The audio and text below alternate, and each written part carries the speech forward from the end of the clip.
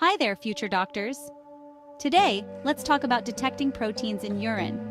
This is a crucial skill because proteins in urine can indicate renal diseases, hypertension, preeclamptic toxemia, and more.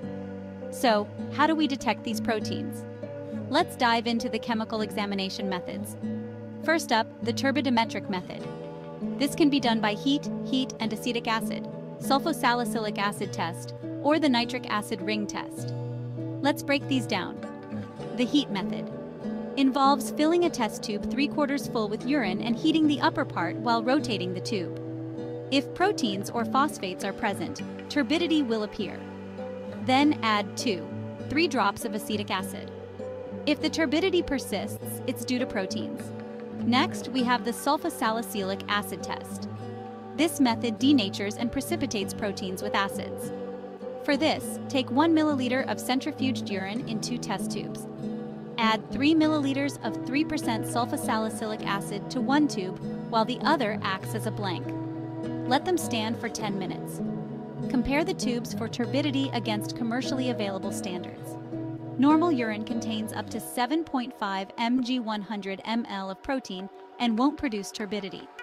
Results are reported as trace or plus to plus plus plus corresponding to protein concentrations. False positives can occur with mucus, iodine contrast media, and other substances, while false negatives can arise with alkaline, highly buffered urine. Now on to the colorimetric method.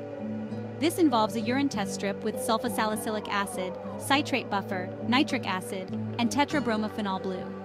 At pH 3.0, tetrabromophenols blue is yellow without protein and turns green to blue with protein, depending on the amount.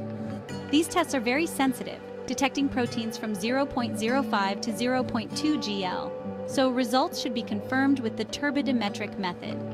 False positives are common with alkaline urine and hypochlorite, while substances like hemoglobin and Bence-Jones proteins can give false negatives.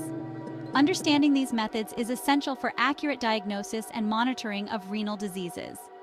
So remember to always confirm your results and be aware of potential false readings. That's it for today's quick guide on detecting proteins in urine. Keep practicing and you'll master these techniques in no time.